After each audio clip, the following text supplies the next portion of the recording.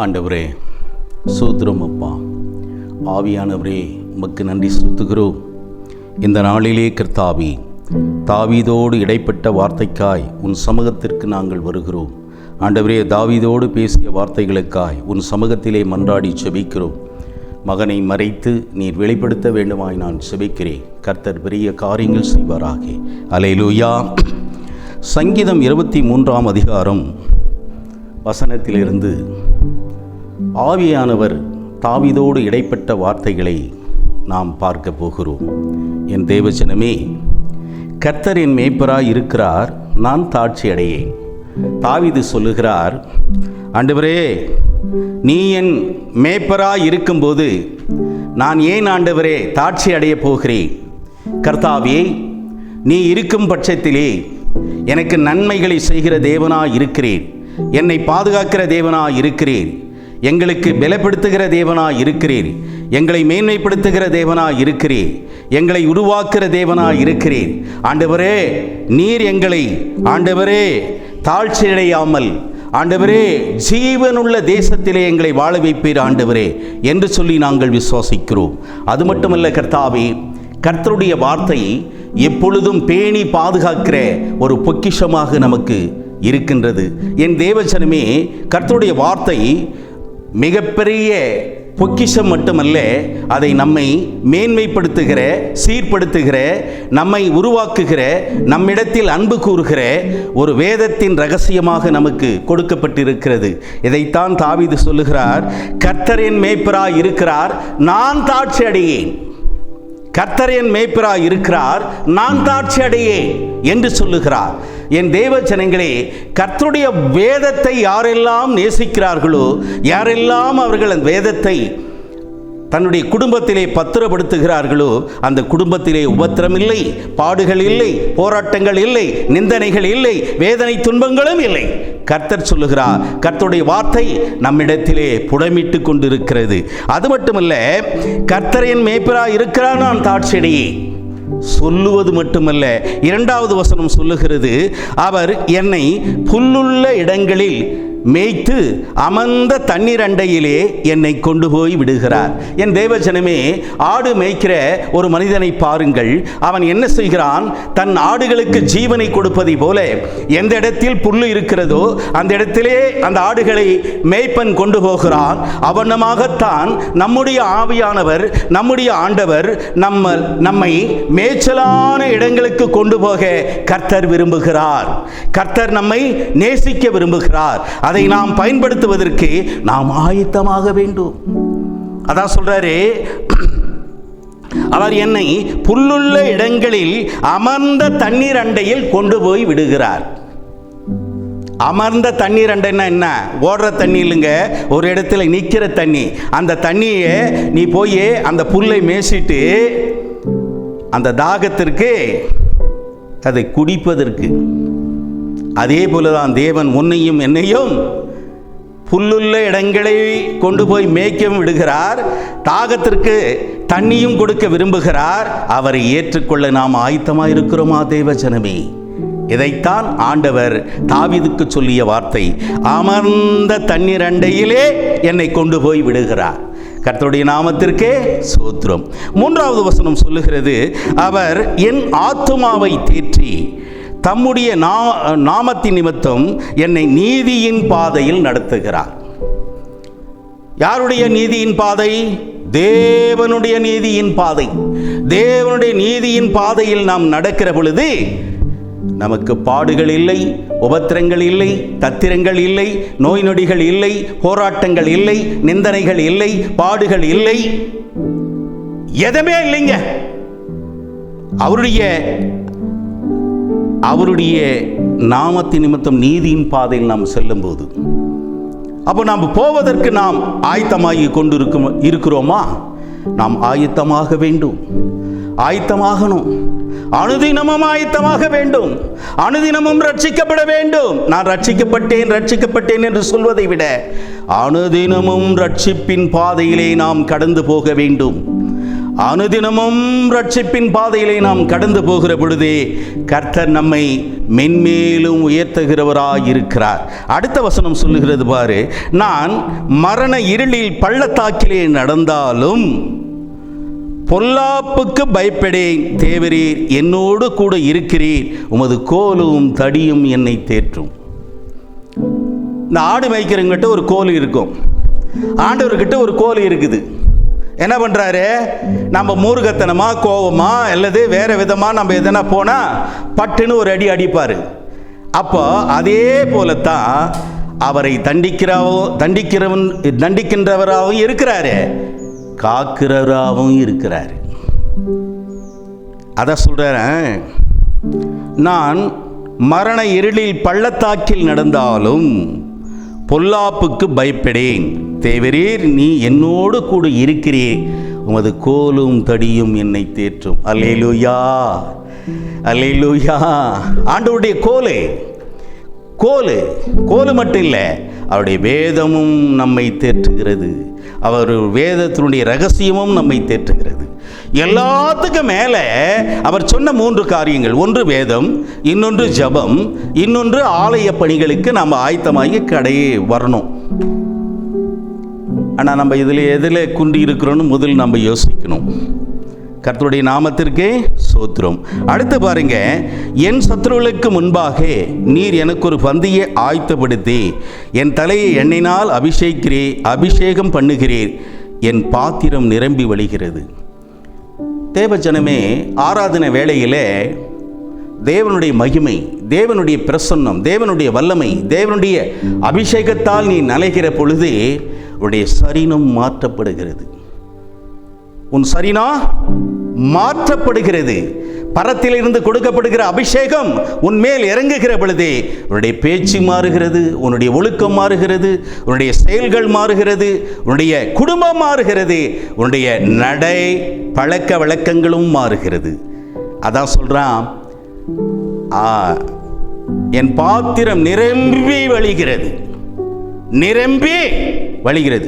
அபிஷேகத்தில் பெற்ற ஆத்துமாவை பாருங்க, அவங்க ஆராதனை முடிச்சுட்டு அவங்க மூஞ்சியை பார்த்தோன்னு சொன்னால் அப்படி பிரகாசிக்கும், அப்படியே பிரகாசிக்கும். அவங்களுடைய சரீரம், அவங்களுடைய முகமே பிரகாசிக்கும்.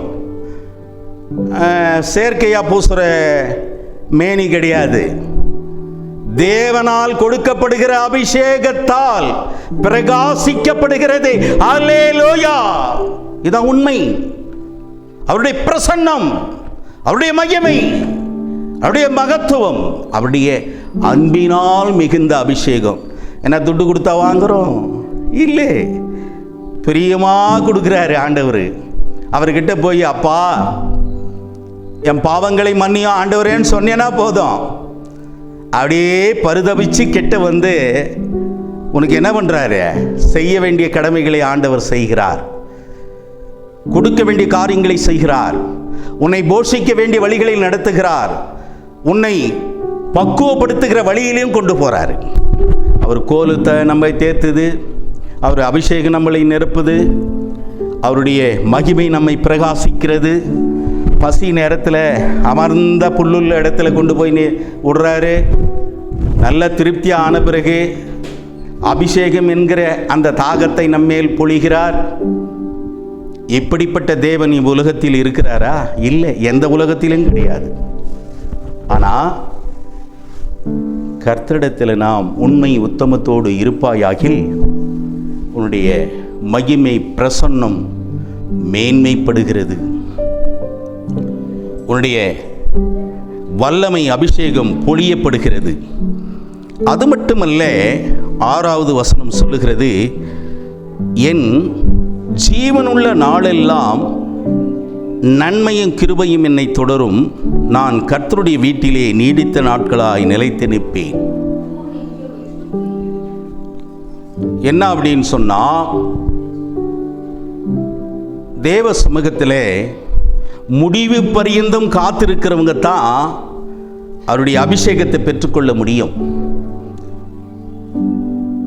முந்தினவர் பிந்தினவர், பிந்தினவர் முந்தினவர் என்பதை போல அல்ல. அவருடைய அபிஷேகம் என்பது நீடிய பொறுமை, சாந்தம் உள்ள ஒரு அபிஷேகம். அதை பெற்றுக்கொள்வதற்கு நாம் ஆயத்தமாக வேண்டும். துன்பம் இருக்கலாம், துயரம் இருக்கலாம், வேதனை இருக்கலாம், கவலைகள் இருக்கலாம், கண்ணீர்கள் இருக்கலாம், பாடுகள் இருக்கலாம், போராட்டங்கள் இருக்கலாம், ஏன் குறை குற்றங்கள் பேசப்படலாம், உன்னை துன்மார்க்கர் என்று சொல்லப்படலாம். இத்தனையும் சகித்து கொண்டு வருகிற பொழுதுதான் அவருடைய அபிஷேகத்தை உன்னால் பெற முடியும். அவருடைய அபிஷேகத்தை பெற்றுக்கொண்டால் இவ்வுலகம் அழியும், ஆனால் அவர் கொடுத்த அபிஷேகம் அழியாது. அவர் கொடுக்கிற அபிஷேகம் அழியாது. அவர் கொடுக்கிற பொக்கிஷம் அழியாது. அவர் கொடுக்கிற நன்மைகள் அழியாது. அவர் கொடுக்கிற மகா ஸ்லாக்கியங்கள் அழியாது. ஆனா மனுஷன் கொடுக்கிறது ஒரு நொடி கூட இல்லை சிஸ்டர், ஒரு நொடி கூட கிடையாது. முடிவு பரியந்தம், முடிவு பரியந்தம். 25 ஆண்டுகள் சபை நடத்தின்னு வரேன்.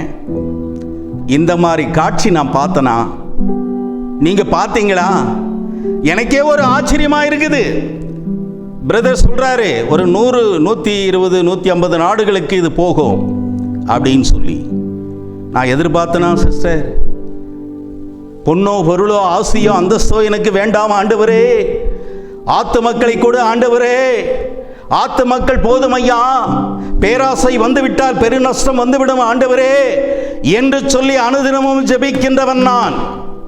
கொடுத்த மனைவி போதும், கொடுத்த செல்வங்கள் போதும், கொடுத்த பிள்ளைகள் போதும், கொடுத்த இடம் போதும். பேராசை என்பது ஒரு மனிதனுக்கு வந்துவிட்டால் பெருநஷ்டம் மட்டுமல்ல, அவனுடைய வாழ்க்கையே குலசாயிடும். அதனால்தான் நிறைவான வாழ்க்கை போதும் ஆண்டவரே, நிறைவான செல்வம் போதும் ஆண்டவரே, நிறைவான காரியங்கள் எனக்கு போதும் அப்பா, நீ கொடுத்ததே போதும் ஐயா அப்படின்னு சொல்றதுதான் கர்த்தருக்கு உகந்த ஜெபம். உகந்த ஜெபம் அதான். எனக்கு கார் வேண்டும், மகளா வேண்டும், பில்டிங் வேண்டும், அது வேண்டும், இது வேண்டும் சொல்லி கேட்கிறவங்கிட்ட ஆண்டவர் இருக்கவே மாட்டார். பணக்காரனை ரட்சிக்க வந்தவர் இல்லை, பாவிகளை ரட்சிக்க வந்த பரமதேவன், பாவிகளை ரட்சிக்க வந்த பரம தெய்வம். பாவிகளை ரட்சிப்பதற்காகவே ஒரே குமாரனாக இயேசுவை இவ்வுலகத்திற்கு தந்தவர் பிதாதேவன். எப்படி? சிலுவையில் பலியாகி மரித்து 3ஆம் நாள் உயிர்த்தெழ வேண்டும் என்று அவருடைய திட்டம் அவரை நிறைவேற்றினார். ஆனால் என் புள்ள நீ போய் சாவிடானா, போய் செத்துருவானா? முடியுமா? முடியாது. ஆனால் மனிதன் வாழ்க்கை நமக்கு தேவையில்லை, பரலோக வாழ்க்கை தான் நமக்கு தேவை. அந்த பரலோக வாழ்க்கை நாம் எப்படி வாழ வேண்டும்? உபத்திரங்கள் உண்டு, தத்திரங்கள் உண்டு, நோய் நொடிகள் உண்டு, போராட்டங்கள் உண்டு, கஷ்டங்கள் உண்டு, பாடுகள் உண்டு. இதையெல்லாம் சகித்து வாழ்கிற மனிதன் தான் அந்த பரலோகத்திற்கு உரியவனாய் மாற்றப்படுகிறான். சுகபோக வாழ்க்கையிலே ஆசைப்படுகிறவன் பரலோகத்திற்கு போவது இல்லை, போகவும் முடியாது. பாடுகளை சகிக்கணும். நல்லா யோசித்து பாருங்க. அந்த இயேசுநாதர் பிறக்கும் போதும் கஷ்டம், வாழும் போதும் கஷ்டம், சாகும் போதும் கஷ்டம். இந்த 3 காரியத்திலே அவரை பாருங்க. அவர் பிறக்கும்போது அந்த சத்திரத்தில் கூட அவருக்கு இடம் இல்லை, மாட்டு தொழுவத்தில் பிறகுறாரு. அப்புறம் அவர் வாழ்ந்த காலத்தில் பாருங்க, கொஞ்சம் மண் ஆயிடுச்சுனவே நம்ம என்ன பண்ணுறோம்? பக்கத்தில் இருக்கிறவங்களே திட்டுறோம், கொஞ்சம் ஒதுங்கி உக்கார, தூசுக்குது அதுக்குதுன்னு. ஆனால் அவர் எப்படிப்பட்ட அந்த அந்த மாட்டு தொழுவத்தில் பிறந்தாருன்னு யோசித்து பாருங்களேன். அவர் வாழ்ந்த காலம், பிறந்த காலம், அவர் மரித்த காலம், கள்வர்கள் மத்தியில மரிக்கிறாரு. என்ன தப்பு செஞ்சார்? இப்படி கஷ்டங்களை, பாடுகளை, உபத்திரங்களை, தத்திரங்களை, கசப்பு வெறுப்புகளை உணர்ந்து வாழ்கிறவர்கள் தான் கிறிஸ்தவர்கள். ஆடம்பர வாழ்க்கை அல்ல கிறிஸ்தவ வாழ்க்கை. பாடுகளை சகிக்கிறவன் பாக்கியவான், பாடுகளை ஏற்றுக்கொள்ளுகிறவன் பாக்கியவான். பிறருக்காக ஜெபிக்கிறவன் தான் கிறிஸ்தவன். தனக்காக ஜெபிக்கிறவன் கிறிஸ்தவன் அல்ல. பிறருக்காக ஜெபிக்க வேண்டும், பிறருக்காக மன்றாட வேண்டும், ஆத்மா வாரத்திற்காக ஜெபிக்க வேண்டும், ஆத்மா தாகத்திற்காக ஜெபிக்க வேண்டும், மறுதலிக்கப்பட்டவர்களுக்காக ஜெபிக்க வேண்டும், பின்வாங்கி சென்றவர்களுக்காக ஜெபிக்க வேண்டும், குறை குற்றம் பேசியவர்களுக்காக ஜெபிக்க வேண்டும், பாவத்தில் விழுந்தவர்களுக்காக ஜெபிக்க வேண்டும். இதற்காக தான் பரம தகப்பன் நமக்காய் கொடுக்கப்பட்டார்.